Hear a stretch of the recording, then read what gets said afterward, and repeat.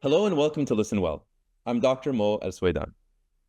Today, we'll talk about a topic that's very important to each and every one of us. Most of us spend more than half our lives asleep, and many of us spend more than half of our waking hours at work. And so today, we'll talk about how these two issues are interrelated, and we'll talk about the issue of workplace burnout, which the World Health Organization has actually classified in recent years as an important health-related condition that's worthy of focus, of study, and of treatment. We're very lucky to have two amazing individuals who work at an organization called Unmind. Dr. Nick Taylor is a clinical psychologist and CEO and co-founder of Unmind, and Steve Peralta is co-founder and Chief Wellbeing Officer. Welcome to both of you to ListenWell. Oh, thank you so much for having us. Thank you. So what I want to start with is just an explanation. What is Unmind and how did the concept come about? Let's start with you, Nick. So let me give you a bit of a story as to how it came about. So I'm a clinical psychologist, as you said in your introduction, and I was working in the National Health Service in the UK, leading healthcare teams to the local community. I was also lecturing in mental health at universities, and prior to those experiences was working in frontline care as a support worker in a mental health charity and a volunteer with a crisis helpline. So I'd been in this space for a long time, and I had just become really frustrated with how reactive mental health care is. In other words, we wait for people to become sick before we give support. And I became really interested in, well, what would it look like to be more preventative in mental health care and to help people much earlier on when problems start to occur. So I became really fascinated by that. And I went on holiday to South Africa, and through total chance, was introduced to Steve, who had reached similar conclusions, but from a different perspective. And Steve, why don't you tell that part of the story, and then we can share what Unmind does. Yeah, sure. So for me, I'd been in the well-being space for about 12, 13 years. But a few years into that, what actually put me onto the workplace wellbeing path was my stepfather collapsed. We thought it was a heart attack. It turned out to be just literally the effects of ongoing chronic stress and strain at work caused by a toxic culture and a very, toxic leader. And that I found horrifying, distressing. We heard that 2 of his colleagues had died by suicide around the same time. So there's definitely a problem, right? And that sort of was a little bit of a fire under me in terms of refocusing I was a coach and a consultant, refocusing my attention to the workplace. And then I guess I started focusing on how I could help people in the workplace and actually scale that. And then serendipitously met Nick in about late 2015. And as Nick said, we'd both reached the conclusion that there was change needed within the workplace. And that I guess some disruption of the status quo so that people could get the support they need and that we could create more mentally healthy workplace cultures. So when we first started thinking about Unmind around a kitchen table, what we really felt passionate about was, well, how do we make mental health and well-being a priority that is focused on in the same way we approach, say, dentistry? You know, we brush our teeth twice a day. What can we do to get mental health into a similar place? How do we help break the stigma? So to tell the story around mental health, it's not just a set of problems when people become unwell. Mental health is actually this hugely wonderful part of our lives that is a human potential topic. So we're interested in that. We also deeply committed to science as individuals, and we wanted the company to really have that in its DNA, and measurement and science is really what we do and has always been what we do. We wanted to scale up what we were doing with digital tools, so make a very digital innovative company, and we wanted to just focus in on the workplace, and those things have remained true today. And Unmind now is a company that supports organizations to transform the culture around mental health and well-being, and also a company that gives access to tools to leaders and employees so that everybody can get the right care at the right time for their mental health and well-being. You know what I love about your story is the difference between acute medicine and public health. And so, medicine, or whether it's psychiatry, psychology, usually is at the point of the individual and a treatment of an acute condition, where you're taking more of a public health model and blending that with acute medicine in a way. So acute medicine is individual and immediate, whereas public health is more large-scale society and prevention. Yeah. And so, yeah. I mean, I love that. That's a lovely observation. And I think for me, it's a little bit born out of I'm a British citizen. I've grown up in the UK, where with the healthcare system is free access to care, and any country where there's free access to care wants to fundamentally have a holistic approach that thinks about how can we create environments where they reduce the likelihood of people getting sick, because it reduces the burden on the healthcare system. So I've always been raised in my professional identity to think about the impact of the system on the individual, and we're deeply passionate about that. So we talk about metaphorically, like if you take a seed of a plant and you put that seed in the wrong soil with the wrong water and the wrong light, that seed cannot grow to be the plant that it has the potential to be. Right. An employee is not really that, or a human being is not that different. If you put in a human being in a toxic environment, they cannot reach their full potential. Any living thing needs to be in an environment that can enable them to grow in the right way. And we believe very much that that thread in relation to mental health and well-being. I love that metaphor. Can we get into some specifics? So when Unmind works with an organization, what kind of tools are you deploying, and how do you, on a day-to-day, how do you help? So it's really thinking about the whole organization approach. So we help leaders from the executive through to all leaders in an organization both understand the topic of mental health and well-being, align around it, and make sure that they're leading by example in relation to the topic. We also help organizations on an aggregated, anonymized basis understand what the impact the mental illness is having on the business and what the opportunity of mental health is to the business. So leaders and executives, it's about engaging them in the topic, educating them in the topic, and giving them the data to truly make the case as to why it's a strategic priority. And then for employees, we give access to the right care at the right time. And what that means is there's a digital product that every employee can access. Within that digital platform, they can access tools to measure their mental health, which we've built with world-leading universities like Cambridge University. And that allows you to really see how you're doing. And it also has over 700 hours of really high-quality video and audio content covering a whole range of topics. And again, the science behind that's really great, made with some of the world's leading thought leaders. And then finally, every employee can get access to a practitioner, talking therapist, a coach to speak about what's going on in their mental health and in their life. So really, it's delivering the right care at the right time in a totally frictionless way.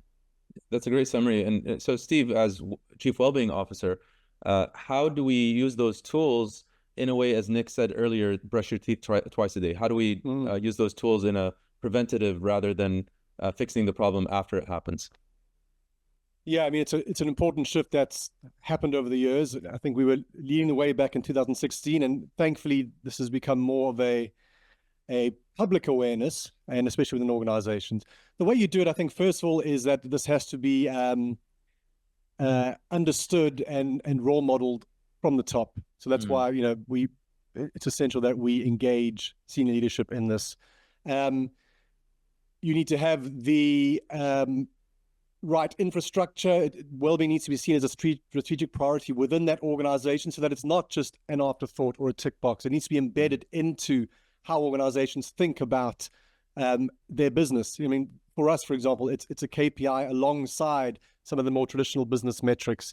And when you recognize, and I think the way to actually see it as a proactive, preventative focus is recognize the relationship it has to performance, both at an individual level, team level, organizational level. And so that's really important for us, is to show the link between those two. Then it becomes something that people proactively start to focus on. So really seeing it as a performance topic as well.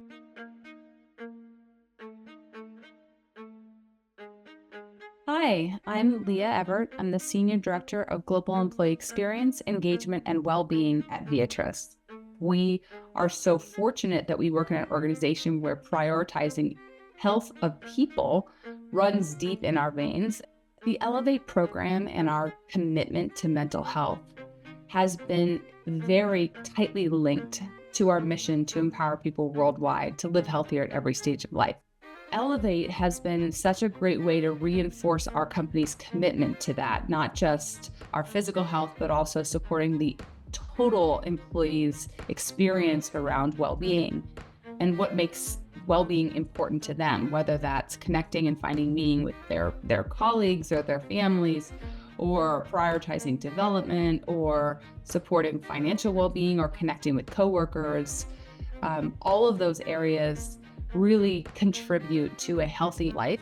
Over the past several years since I've been working at Viatris, I've noticed a very unique opportunity to bring my real and whole self to work. And I think that that's because our organization creates a very safe space in which people can be their true selves when they come to work. And that includes the understanding that mental health is a spectrum, meaning that all of us have mental health every day, and we're all feeling differently every day. Viatris provides a community that supports the ups and downs of normal life, and that's created a great forum by which the people at Viatris can talk broadly about how they're feeling on a day-to-day basis. They can talk about their struggles, they can talk about the issues and concerns they may have during the day. That openness is very unique at Viatris, and the Elevate program helps to reinforce our commitment to a community of supporting mental well-being wherever you are on that spectrum. And because of our mission, we're able to prioritize that in a very real and meaningful way.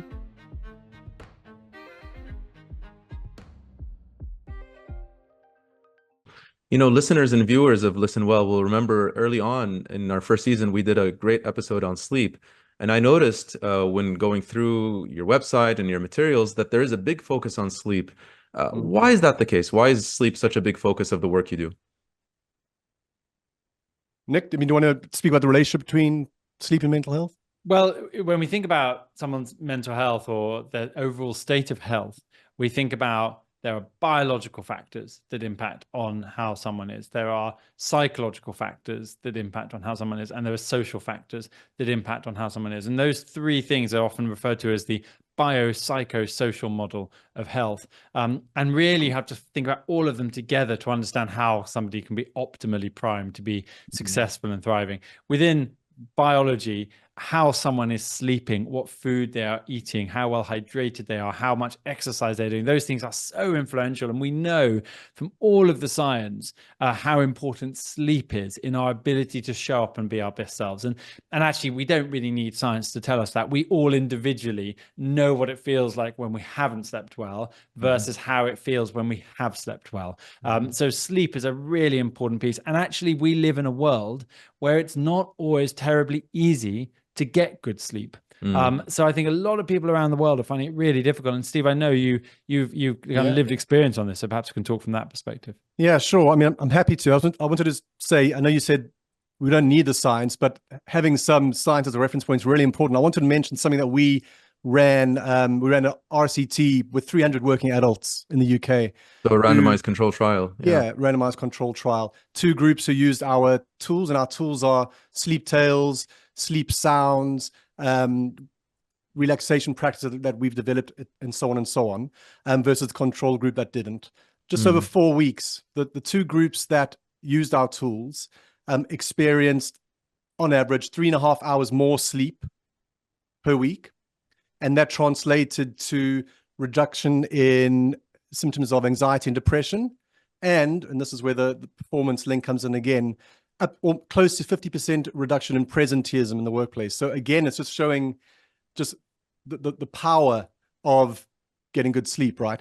And I know firsthand, as Nick was suggesting there, just how much of a factor that can have in one's life. I experienced ongoing insomnia for almost 10 years. Wow. And it was extremely challenging. I experienced some of the common effects thereof, reduced capacity to think well. My emotional balance was almost non-existent. So a lot of, mood dysregulation and the like. I experienced health issues because of it. I unfortunately didn't see a sleep specialist, or I didn't understand how to approach my sleeping problems at the time. And so I experienced for such a prolonged period. But once I ultimately found out or discovered how to address it, which I'm happy to share more about, my life literally transformed. And I think without it, I would never have found meaning, fulfillment, relative degrees of success. It's literally the foundation that we build our lives upon, if you think about it. So essential. And there's an interesting point you make there as well, isn't it? So just to jump in around what we would refer to as comorbidity in healthcare, but in other words, the presence of 2 things together as problems. We know that when people have anxiety or depression, there's a greater likelihood that they also have a corresponding sleep problem. So we know that it can really be a contributor to somebody's mental ill health or mental health challenges. Yeah, I'd love to get into some of the tools. So maybe both of you, let's start with Steve. What are some things our listeners can do to improve their sleep? Whether you can speak to that from a scientific perspective, some of the things in your randomized controlled trial and other scientific research, or things that have worked for yourself. Yeah, sure. Well, something I discovered after the fact, but if I'd known beforehand, would have been very useful for me, is something known as the Spielman 3 Ps of insomnia model. But it breaks down the causes of insomnia to predisposing factors, precipitating factors, and perpetuating factors. And so the predisposing was understanding that some of us are more prone to sleep problems. That could be genetic reasons. We know that females are more prone to it. So there'll be various reasons. So some of us are more vulnerable. We have no control over that. Then you have the precipitating factors, which are incidents or things that happen in our lives that cause us stress, and a natural response thereof is a sleep problem. Again, something we don't have control of. It's a normal thing. Like, stress and sleep don't go too well together. We can't avoid stress in our lives, challenging circumstances. So to understand that will happen sometimes, we might experience poor sleep, to not worry about it, to allow that sort of to happen. And soon after we can find healthy sleep again. But what typically happens, and this is the third layer, and this is where the focus needs to be, is these perpetuating factors. With good intentions, we try and address the sleep problem through maladaptive behaviors. That might be sleeping at the wrong times, like sleeping in the day. It might be self-medication. It might, et cetera, et cetera.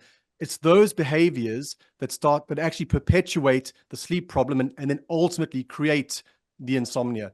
Right. And that's where we need to focus, to understand what those maladaptive behaviors are, and then to understand what more adaptive behaviors are. And for me, those were consistent sleep times. I mean, this is typical stuff, but it really worked. Consistent sleep times. It was healthy lifestyle, exercise, good nutrition, staying hydrated. It was finding a way to wind down in the evening. Really important. Today it's natural for me, but I had to actually become quite intentional about it. So it was, breathing practices, it was mindfulness and the like. It was creating boundaries around my work and my evening time. It was reducing exposure to blue light. We know that suppresses melatonin production, increases cortisol production, which is like what you don't want when you're trying to sleep. Right. It's those kinds of things. But I think understanding that those maladaptive behaviors are what perpetuate insomnia can be quite a useful insight to have. What you said about these practices that you do that have become natural to you, it reminds me when I was trained in mindfulness, I was taught that the breathing techniques and the kind of techniques we use to stay present is not the ultimate goal. The ultimate goal is to learn to become present. It's like if you lose the capacity to walk because of an accident and you need to learn to walk again, you're not just going to tell the patient, look, walk. You need to kind of work on the muscles and then, work on the contraction and then walk with a walker and so on and build towards that. So in the modern world today, with all these distractions around us, to become present, we have to focus on very simple things like the breath. And it's interesting hearing that evolution and what you went through, because you said something very profound, which is it's become natural to you now because you can walk, if you will. Sure. But what you said about the digital world is very interesting, and maybe I can get Nick's take on this. So we all have screens around us all the time, and Steve just mentioned that there's a biological effect of these screens. So what do we do? How can we manage? Because we can't give up screens completely. Yeah. I think it's such a kind of zeitgeist topic, isn't it, at the moment? Like, we are all thinking a lot about how much time we spend in front of screens, and we're in a very much digital world, always on world. Right. And how we manage that, I think, is needs to be quite intentional. And I think building intentional behaviors around it is really valuable. Clearly, when we're working, we need to have our screens. We need to be working in front of computers for many people around the world. Modern technology and mobile phones is incredibly helpful for a whole host of reasons. But I think there are some basic habits that we can engage with.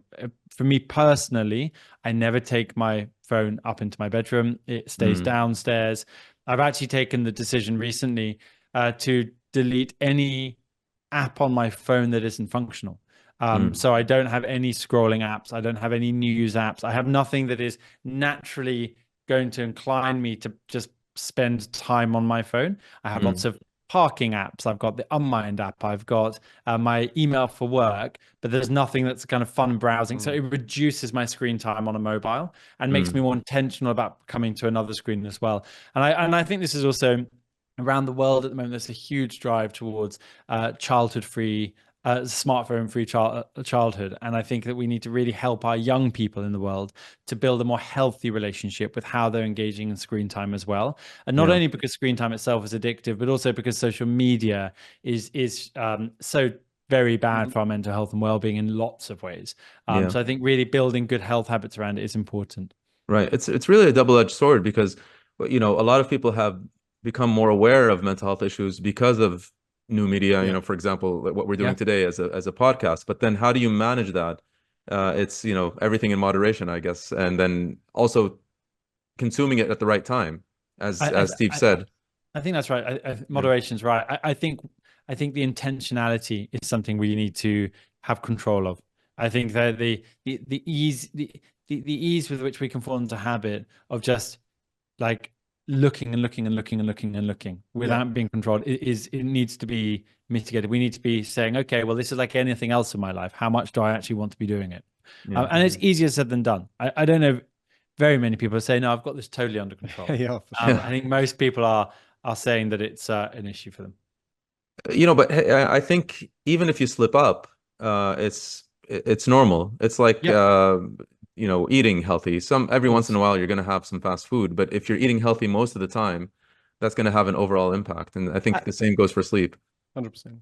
And I think and by the way, just to be clear as well, like digital is brilliant, isn't it? Like the digital world has transformed our lives. And there are so many things like, the ability of Unmind to deliver the right care at the right time to people around the world is facilitated by digital technology. So we're not anti-technology. We're just saying it's something that, like everything else in life, needs to be in balance with how we engage with it.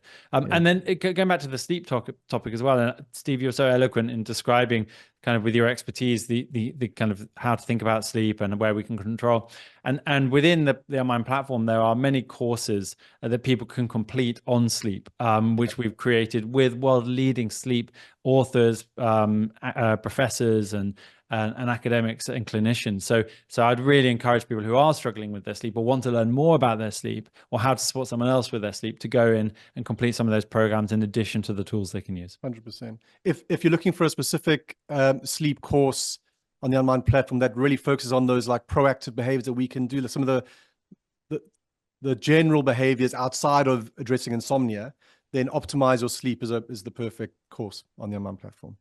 And these courses are lectures or do they have exercises as well? How do they work? They're learning development programs along with tools and exercises, and designed by one of the world's leading sleep experts, Professor Jason Ellis. Right. So it's interactive. You're not just listening to a talk. You're not just listening. There are also exercises and so on. Yeah. That's wonderful. I want to thank you both for being so generous with your time. I've learned a lot. I'm sure our listeners and viewers have learned so much. Can I ask you to leave us with some final thoughts? Maybe we'll start with Steve and then Nick. Sure. I guess with respect to what we've been speaking about, especially the sleep digital conversation, I think a healthy dose of both self-awareness, like actually creating space to self-reflect and become aware of one's behaviors and how they're affecting oneself, I think is really important, along with self-compassion. Like you're saying, we don't beat ourselves up when we fail or do things that might not be ideal for us. Treat ourselves like we would treat a friend. I think those two things together can only be good for us. Nick? Thanks. For me, the topic of mental health and wellbeing is a topic we care so deeply about, and we're so proud to be partnered with Beatrice. And one of the things that we believe is that mental health should be celebrated. It is a topic that really is about how we think, how we feel all the emotions we feel, how we behave, how we relate with other people, how we do our best work and our best ideas come from. It's the most beautiful, wonderful part of being a human being. And we can each take that message out into the world to help destigmatize it. And we can each take the intentional behaviors to engage in our mental health, like we do our dental health or our physical health, because that really allows us to maximize the opportunity and advantage in this topic. You know, what I find most wonderful about our discussion today is that both of you are so passionate about the work you do. You can feel it in everything you're saying, and that this work you're doing is a mission. It's not just a job.